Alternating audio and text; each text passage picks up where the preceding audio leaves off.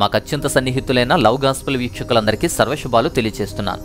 Treasures in heaven, పరలోక ధనం ఏంటి, ఎలా ఉంటుంది, ఎలా సంపాదించుకోవాలి, పరలోక ధనం అంటే ఏంటి, అసలు ఏంటవి, ఎలా మనం సంపాదించుకోవాలి, ఎలా కూడబెట్టుకోవాలి అనే విషయాన్ని కంప్లీట్గా ఈ వీడియోలో వివరిస్తాను. పూర్తిగా చూడండి.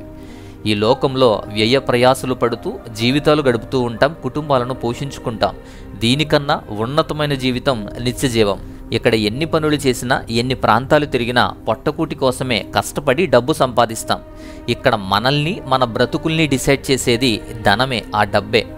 ఆ కష్టాల కోసం కాదు. కానీ మత్తయి సువార్త 6వ అధ్యాయము 20వ వాక్యంలో పరలోకంలో మీ కొరకు ధనము కూర్చుకొనుడి అంటారు. పరలోకంలో కూడా ధనాన్ని కూర్చుకోవాలి.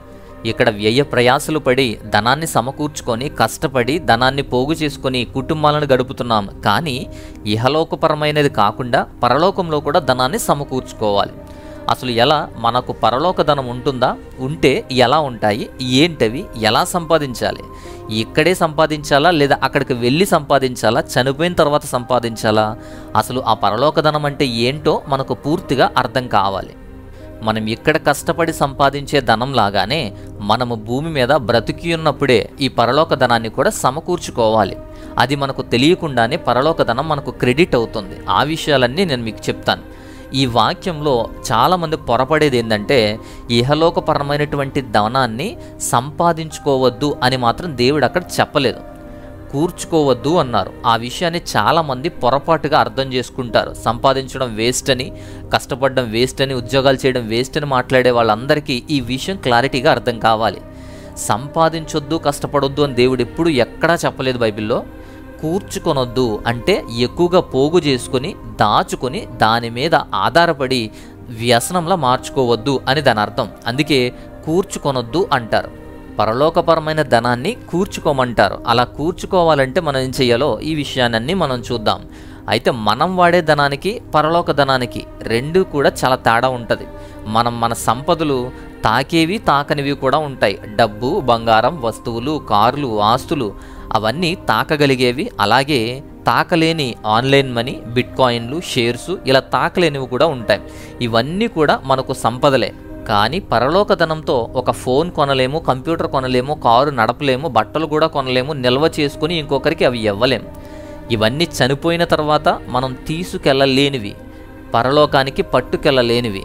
ఇహలోక ధనమైన పరలోక ధనమైన చనిపోయిన తర్వాత మనం సంపాదించలేము. అలాగే ముందు సంపాదించినవన్నీ పరలోకానికి పట్టుకెళ్ళలేము. మనకు ముఖ్యమైన విషయం తెలియాలి. మనం చనిపోయిన తర్వాత ఏమీ తీసుకెళ్ళలేము, ఏమీ అనుభవించలేము అని మనం అనుకుంటాం. చనిపోయిన తర్వాత కూడా మనం తీసుకెళ్ళగలిగే ఉన్నాయి. అందుకే అవి ఇక్కడ సంపాదించుకోవాలి. వాటిని యేసుక్రీస్తు వారు పరలోక ధనం అని మాట్లాడారు. ఆ పరలోక ధనం అంటే ఇక్కడ సంపాదించి మనం తీసుకెళ్ళగలిగేవి. మనం ఎవరికి వారు సంపద తీసుకెళ్ళొచ్చు.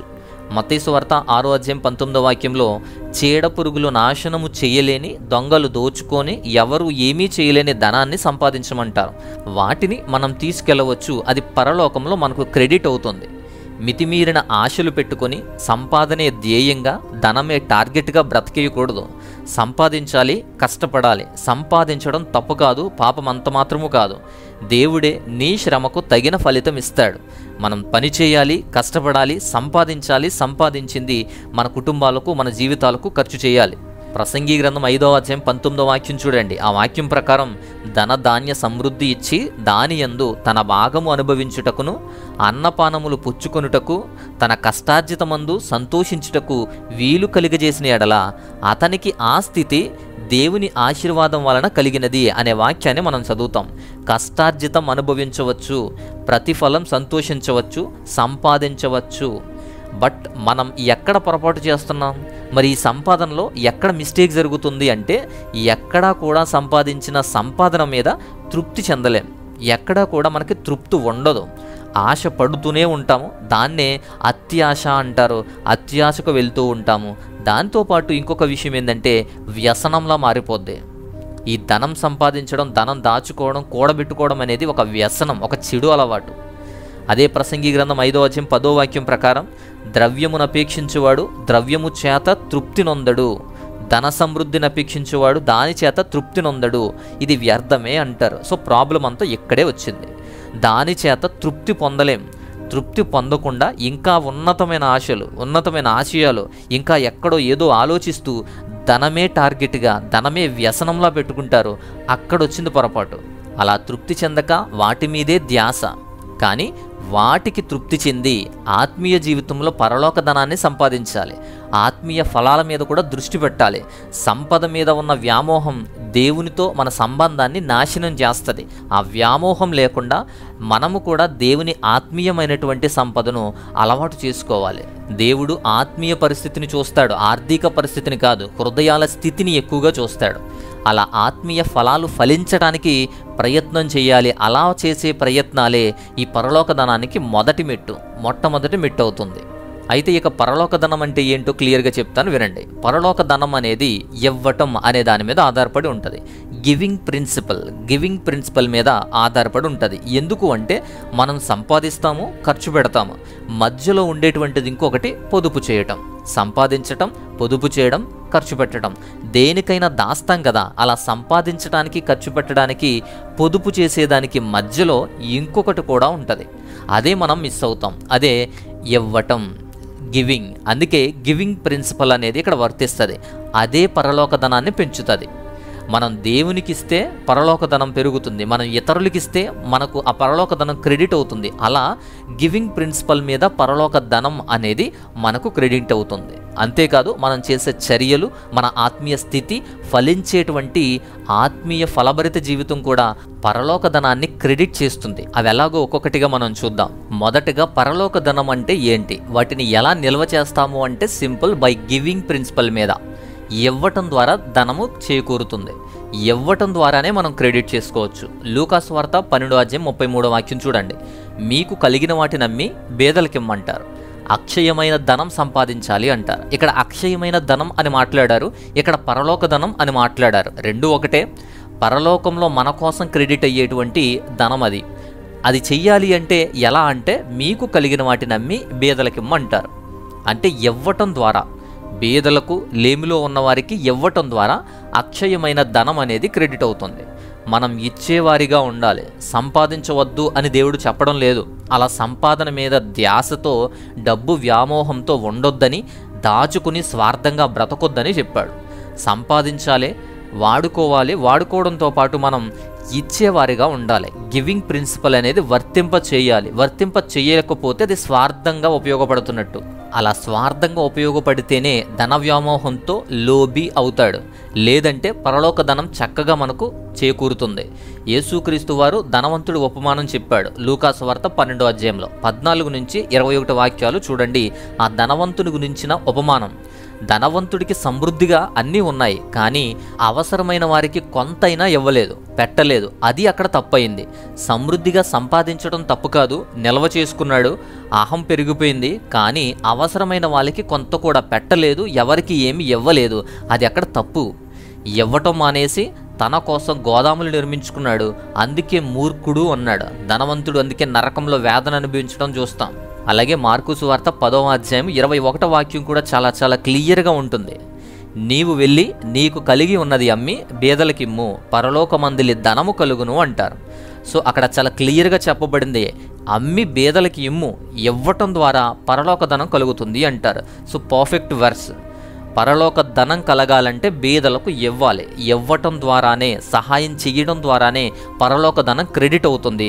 అది 100% ట్రూ. ఇక రెండో విషయం, బేదల పట్ల శ్రద్ధ చూపించడం వలన మనం దేవుని వారంగా గుర్తించబడతాం. దేవుని వారిపై ఆయన కృప ఎప్పుడూ ఉంటుంది, ఆయన గ్రేస్ ఎప్పుడూ కూడా ఉంటూనే ఉంటుంది. అంటే సహాయకులుగా ఉండాలి. శిష్యులకు కూడా భూమి మీద ఎలా జీవించాలో నేర్పించాడు. యోహాను సువార్త 13:34-35 చూడండి. నేను మిమ్ములను ప్రేమించినట్లే మీరు కూడా ఒకరినొకరు ప్రేమించుకోవాలి అంటారు. ఒకరి అవసరాలు ఒకరు తీర్చుకోవడం ద్వారా, ఒకరి గురించి ఒకరు శ్రద్ధ చూపడం ద్వారా ప్రేమ కనబడుతుంది. బాధపడినప్పుడు ఓదార్పు చాలా అవసరం. అలాగే మనకు కావలసినటువంటి ఆహారం కానీ, ఆశ్రయం కానీ, వైద్య సంరక్షణలు, వస్తువులు, ఈ అవసరాలు తీర్చుకోవడానికి మనం బానిసలమైపోయాం. అవి ఇవ్వాలి. మనం పంచుకుంటున్నప్పుడే, మనం ఇచ్చేటప్పుడే, అవసరాలు తీర్చుతున్నప్పుడు ప్రజలు వినడానికి ఇష్టపడతారు. అప్పుడు దేవుని ప్రేమను మనం పరిచయం చేయాలి, చెప్పాలి, ప్రేమను చూస్తారు కూడా. పరలోక సంపద నిల్వ చేయడానికి ఇది ఒక పద్ధతి. సో పరలోక ధనాన్ని సమకూర్చుకోవాలంటే, పరలోక ధనం మనకు క్రెడిట్ అవ్వాలంటే ఇది మనం చేయాల్సి ఉంటుంది. ఇక మూడో విషయం, భూ సంబంధమైన సంపదలు పట్టుకుని వ్రేలాడకూడదు. కష్టపడడం, సంపాదించడం తప్పు కాదు, బట్ అది వ్యామోహంలా మాత్రం చేసుకోకూడదు, వ్యామోహంలా ఉండకూడదు. మత్తయి సువార్త 6వ అధ్యాయంలో 19-20 వాక్యాలు అసలైనటువంటి అర్థం ఏంటో తెలుసా? అక్కడ క్లియర్గా వివరిస్తాను చూడండి. యేసుక్రీస్తు వారి టైంలో ఆ సంపదలు ప్రధానంగా 3 రూపాల్లో ఉండేది. వాళ్ళు సంపాదించుకున్న, వాళ్ళు ఆ గర్వం చూపించిన, అది ప్రధానంగా 3 రూపాల్లో కనబడేది. మొదటగా వేసుకునేటువంటి వస్త్రాలు, దుస్తులు. అనేక రకాల దుస్తులను మార్చుతుంటారు. అలా వస్త్రాలలో ధనవంతులుగా పరిగణించబడతారు, వస్త్రాల ద్వారానే గౌరవం పొందుతారు, ధనవంతులుగా పరిగణించబడతారు. అలా దుస్తులను బట్టి, ధనవంతుల వస్త్రాలను బట్టి సంపద అనేది తెలుస్తుంది. కానీ ఆ బట్టలు చిమ్మలు తినేస్తాయి, అవి నిలవవు, మాసిపోతాయి, మురికవుతాయి, చినిగిపోతాయి, సైజు మారిపోతాయి. సో అవి నిలవవు. రెండవది ధాన్యము, నూనె. ఎంత ధాన్యం ఉంటే అంత ఎక్కువగా ధనవంతులుగా పరిగణించబడతారు, ఎంత నూనె ఉంటే అంత ధనవంతులుగా పరిగణించబడతారు.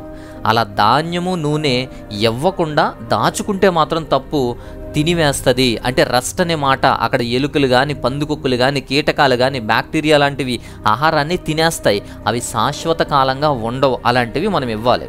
ఇక మూడవది ప్రధానంగా బంగారము, వెండి. వారి సంపద అనేది కాయిన్స్లో కానీ ఇలా బంగారము, వెండి రూపాల్లో కానీ ఉండేది. అప్పుడు బ్యాంకులు, ఖజానాలు ఏమీ లేవు కాబట్టి వాటిని దాయడం పెద్ద సవాలుగా మారింది. అందుకే పాతి పెట్టేవారు, దొంగలు సులభంగా తీసుకెళ్ళిపోయేవారు, దోచుకునేవారు. నేడు బ్యాంకింగు, ఇన్ఫ్లేషను, స్టాక్ మార్కెట్లు అన్నీ ఉన్నా కూడా ఇంటర్నేషనల్ అవుట్ సైడ్ ఫ్యాక్టర్స్ ద్వారా దాని మీద డిపెండ్ అయ్యి హెచ్చు తగ్గులు పడుతుంది, లేస్తుంది. అలా హెచ్చు తగ్గులనే ఉంటాయి. ఎక్కడ సంపద నిల్వ చేయనప్పటికీ అవి దోచుకోబడతాయి లేదా శాశ్వతంగా ఉండవు, మీరు తీసుకెళ్ళలేరు. కాబట్టి ఇలా సంపదలు పరిస్థితిని అక్కడ యేసుక్రీస్తు వారు మాట్లాడారు. సో ఇలా సంపద పరిస్థితిని బట్టే యేసుక్రీస్తు వారు మాట్లాడారు. మత్తయి సువార్త 6వ అధ్యాయం 19-21 వరకు చూడండి. భూమి మీద ధనము కూర్చుకొనొద్దు, ఇక్కడ చిమ్మటయు తుప్పును తినేస్తుంది, దొంగలు కన్నము వేసి దొంగలిస్తారు అంటారు. ఈ వచనానికి పూర్తిగా అర్థమైతే ఇది. 20వ వచనం చూడండి. పరలోక ధనం కూర్చుకొనండి, అక్కడ చిమ్మట అయినను తుప్పు అయినను దాన్ని తినివేయదు, దొంగలు కన్నము వేసి దొంగిలించరు అని. అప్పటి పరిస్థితిని బట్టి బెస్ట్ ఎగ్జాంపుల్ ఇచ్చినప్పటికీ కూడా పరలోక ధనాన్ని మాత్రం ఎవరు ఏమీ చేయలేరు అని మాత్రం క్లియర్గా చెప్పారు. ఇక 4వ విషయం, మనం మన జీవితంలో పరిగెడుతున్నప్పుడు దేవుని కోసం, డబ్బు కోసం ఒకేసారి వెంబడించలేం. అట్ ద సేమ్ టైం రెండిట్లోనూ కూడా ప్రయాణించలేం. యేసుక్రీస్తు ప్రభువారు ప్రజల్ని 2 రకాలుగా విభజించారు. భూమిపైన ధనాన్ని దాచుకుంటూ భద్రం చేసుకుంటున్న వాళ్ళు, పరలోక ధనాన్ని కూర్చుకునేవాళ్ళు. ఇద్దరి లక్ష్యాలు కూడా ఏంటి? ఒకరు ఇహలోకపరమైన వస్తు సంపద, రెండో వాళ్ళు ఆధ్యాత్మిక సంపద. మత్తయి సువార్త 6వ అధ్యాయం 24వ వాక్యంలో అందుకే ఒక మాట ఉంటుంది, మీరు దేవునికి సిరికి దాసులుగా ఉండలేరు అంటారు. 2 వైపులా అనుసరించలేం, కానీ 2 ప్రయత్నించేస్తాం. 2 సాధించడానికి మాత్రం చాలా ప్రయత్నాలు చేస్తాం. ఇంకా దేవుణ్ణి అడ్డం పెట్టుకొని సువార్త మీద ఆధారపడి సంపాదనే ధ్యేయంగా ఉండేవాళ్ళు ఉంటూనే ఉన్నారు సేవలో కూడా. ఇక 5వ విషయం, మనం భౌతికవాదంలో ఉంటూ ఆత్మీయవాదాన్ని ఎంపిక చేసుకుంటాం. దేవుని యందు విధేయత చూపుతాను అని అంటూనే వాస్తవం కోసం మాత్రం ఎగబడి ఎంత ఖరీదైనా సరే కొంటాం. పరలోక సంపద కూర్చుకోవాలి అంటూనే ఎవరికీ సహాయం చెయ్యకుండా దాచుకుంటూ ఖరీదైనవి, అవసరానికంటే ఎక్కువ ఖరీదైనవి కొంటూ ఉంటాం. లూకా సువార్త 12వ అధ్యాయం 15వ వాక్యం చూడండి. ఏ విధమైన లోభమునకు ఎడమియక జాగ్రత్త పడమంటారు, ఒకరి కలిమి విస్తరించుట వాని జీవమునకు మూలం కాదు అంటారు అక్కడ వాక్యంలో. ఇక 6వ విషయం, పరలోక ధనం కూర్చుకోమని చెప్పినారు యేసుక్రీస్తు వారు. అలా అని భూమి మీద అవసరాలు తీర్చుకోవద్దు అని కాదు, అవసరానికంటే ఎక్కువ చేయకూడదు. పరలోక విషయాల మీద దృష్టి పెట్టి అవసరాలు కష్టపడి సంపాదించుకోవచ్చు, అవి కూర్చుకోవద్దు అన్నారే గాని సంపాదించవద్దు అనలేదు. పరలోక సంబంధమైన విషయాల కోసం కష్టపడితే పరలోక ధనం కూర్చుకోవడమే కాదు, కొంత భాగం భూమి మీద కూడా ఆశీర్వాదకరంగా మనకు వస్తుంది, మనకు ఉపయోగకరంగా కూడా దేవుడు బ్లెస్ చేస్తాడు. పరలోక సంబంధమైన విషయాలు, పరలోక ధనం కూడా మనకు ఈ ఇహలోకంలో కూడా వినియోగపడుతుంది అని అర్థం చేసుకోండి. మత్తయి సువార్త 6వ అధ్యాయం 33వ వాక్యం చూడండి. ఆయన రాజ్యమును, నీతిని మొదట వెతకండి, అప్పుడు అవన్నీ కూడా మీకు అనుగ్రహించబడతాయి. పై వాక్యాల్లో మీరు ఏం తింటున్నారో, ఏం వస్త్రాలు ధరించుకుంటున్నారో, ఎలా ఉంటున్నారో, మీ ఆర్థిక పరిస్థితి గురించి గాబరాపడుతున్నారేమో, అలాంటివన్నీ మానేయండి. మొదట ఆయన రాజ్యాన్ని, నీతిని వెతకండి, అప్పుడు అవన్నీ కూడా మీకు అనుగ్రహిస్తాను అని చెప్పాడు. పరలోక అవసరాల కొరకు ప్రయాసపడితే భూ సంబంధమైన అవసరాలు కూడా దేవుడు తీరుస్తాడు. దేవుడికి అవి ఉన్నాయని తెలుసు. సంపాదించండి, అవసరాలు తీర్చుకోండి, కానీ అదే వ్యామోహంలో ఉండకండి. అలానే ఇవ్వటం నేర్చుకోండి. గివింగ్ ప్రిన్సిపల్ నేర్చుకోండి. ఇచ్చుటను బట్టే పరలోక ధనం క్రెడిట్ అవుతుందని తెలుసుకోండి. ఇదే కాకుండా ఆత్మీయతను, పరలోక ధనాన్ని ప్రభావితం చేసేటువంటి 7 విషయాలు ఉన్నాయి. వాటిని బట్టి ఆత్మీయ ప్రేరణతో అవి క్రెడిట్ అవుతాయి. అక్కడేవో కరెన్సీ లేదు, అక్కడేమీ బ్యాంకులు లేవు, అక్కడేయో కాయిన్స్ ఉంటాయి అనుకోవద్దు. అలాంటివి కాదు. మనం ఇక్కడ పెంచుకునేటువంటి అంశాల ద్వారా క్రెడిట్ అవుతాయి, ఆత్మీయంగా బలపరచబడతాయి. అయితే ఈ 7 అంశాలు కూడా మన ఆత్మీయ జీవితానికి ప్రభావితం చేస్తాయి. దాని ద్వారా పరలోక ధనాన్ని కూడా సమకూర్చేటువంటి అంశాలు ఇవి. ఈ 7 అంశాలు మంచి ప్రేరణ అంశాలు. మొదటిది టైం, సమయం. మీ సమయాన్ని దేవునికి కేటాయించాలి. ఆత్మీయ విషయాలు నిర్లక్ష్యం చేయకుండా కొంత టైం కేటాయించండి. దేవుని రాజ్యంలో మనందరికీ ఒకటే సమయం. ఆ సమయాన్ని మీరు ఎలా వినియోగిస్తారో, ఎలా దాన్ని ఉపయోగిస్తారో దాన్ని బట్టే విలువ. మీరిచ్చే సమయాన్ని బట్టి క్రెడిట్ అవుతుంది. జాగ్రత్త. దేవునికి వాక్యం వినడానికి, వాక్యానికి, ప్రార్థనకి కొంత సమయాన్ని కేటాయించాలని గుర్తుపెట్టుకోండి. ఇక నెంబర్ 2, రెండోది చాయిస్ ఆర్ ఒబీడియన్స్, విధేయత కూడా మనకు అవసరం. మనకు స్వతంత్రంగా నిర్ణయాలు తీసుకునేటువంటి స్వేచ్ఛ ఉంది.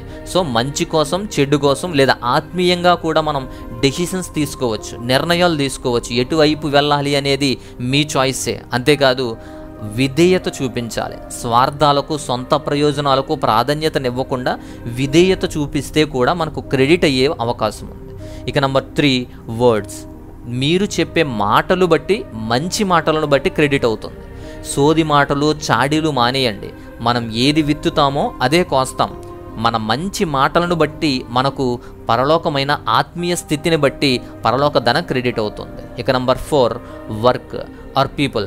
మనం దేవుని పనిలో కొంతైనా శ్రమించాలి. డైరెక్ట్గా కానీ ఇండైరెక్ట్గా కానీ శ్రమించాలి. మనం చేయకపోయినా చేసేవారికైనా సరే సహాయం చేస్తూ మన వంతు మనం ప్రయత్నం చేయాలి. అది డైరెక్ట్గా కానీ ఇండైరెక్ట్గా కానీ ఆర్థిక పరంగా కానీ ఎలా అయినా సరే మనం సహాయం చేయాలి, పని చేయాలి. దాని ద్వారా కూడా పరలోక ధనాన్ని సమకూర్చుకోవచ్చు, ఆత్మీయ స్థితిని మెరుగుపరుచుకోవచ్చు. 5వది ఫెయిత్, విశ్వాసం. ప్రాముఖ్యమైనటువంటి విషయాల్లో ఇదొకటి, విశ్వాసం. దేవునితో ఎంత ఏకీభవిస్తారో అంత విశ్వాసాన్ని పొందుతారు. మీ విశ్వాసమే మీకు ప్రధానమైన ఆయుధం. మీ విశ్వాసమే మీ పునాది. మీ విశ్వాసమే మీ విజయం. విశ్వాసం ఎంతలా బలపడితే దేవుని రాజ్యంలో అంతలా ధనవంతులు అవుతారు. అలాంటి అమౌంట్, పరలోక ధనం మనకు క్రెడిట్ అవుతుంది.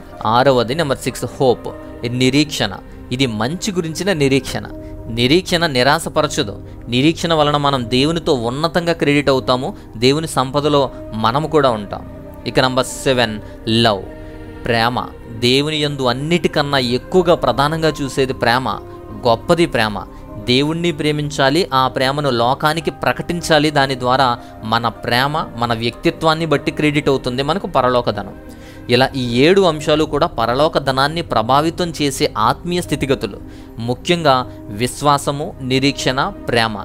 ఈ 3 కూడా మన ఆత్మీయ జీవితానికి ఆయువు పట్టు లాంటివి, చాలా ఉపయోగపడేటువంటివి, ముఖ్యమైనవి, దేవుని రాజ్యంలో గొప్పవి, దేవుని యందు విలువైనవి. వాటిని బట్టే మనం ధనవంతులం అవుతాము. పరలోకంలో మనకు స్థానాన్ని కల్పించే ముఖ్య ఆయుధాలు ఇవి.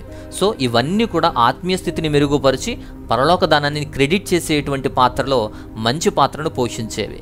అయితే పరలోక ధనం ఎలా సంపాదించాలి, ఎలా వస్తుంది, ఏంటి అవి, అంతేకాకుండా ఆత్మీయ విధానం నుంచి కూడా 7 అంశాలు ఎలా పరలోక ధనాన్ని ప్రభావితం చేస్తాయి, ఎలాంటి పరిస్థితిని మనం కలిగి ఉండాలి అనే విషయాలన్నీ చాలా క్లియర్గా ఇవన్నీ మీకు అర్థమయ్యాయి అని నేను అనుకుంటున్నాను. మత్తయి సువార్త 6వ అధ్యాయంలో చెప్పినటువంటి విషయాలైతే ఇవి. ఇహలోకపరమైన సంపదకి, పరలోక సంపదకి ఉన్నటువంటి వ్యత్యాసంతో పాటు వాటి విషయాలన్నీ పూర్తిగా క్లియర్గా మీకు అందించడం జరిగింది. ఈ విధంగా మన ఆత్మీయ జీవితాన్ని మనం బలపరుచుకుంటూ, సంపాదించుకుంటూ, ఇవ్వటం నేర్చుకుంటూ, మనం కష్టపడి సంపాదించి మన కుటుంబాల్ని నడిపించుకోవడంతో పాటు ఇవ్వటం ద్వారా మన పరలోక ధనాన్ని, మన ఆత్మీయ స్థితిగతులను మెరుగుపరుచుకోవడం ద్వారా పరలోక ధనాన్ని మనం చేకూర్చుకోవచ్చు, వాటిని మనం కూర్చుకోవచ్చు అని క్లియర్గా ఈ విషయాలన్నీ మీకు అందిస్తున్నాను. అంతేకాదు, ఇంకేదైనా సందేహాలు, ప్రార్థన అవసరతలు ఉన్నా వాట్సాప్ నెంబర్ స్క్రీన్ మీద ఉంది, వాట్సాప్ చేయండి. మా వ్యయ ప్రయాసలకు, పరిచర్యలకు సహాయాన్ని పంపించాలంటే స్క్రీన్ మీద డీటెయిల్స్ ఉన్నాయి, మీ సహాయాన్ని పంపించండి. ఈ వీడియో నచ్చితే లైక్ చేయండి. ఇతరులకు కూడా ఈ మంచి అంశం, మంచి వీడియో కాబట్టి షేర్ చేయండి. అంతేకాకుండా మరొక అద్భుతమైనటువంటి మంచి కాన్సెప్ట్తో మళ్ళా వస్తాను. అంతవరకు దేవుని మహా ఉన్నతమైన కృపా కాపుదల మీకు తోడయుండి బలపరిచి నడిపించునుగాక. ఆమెన్.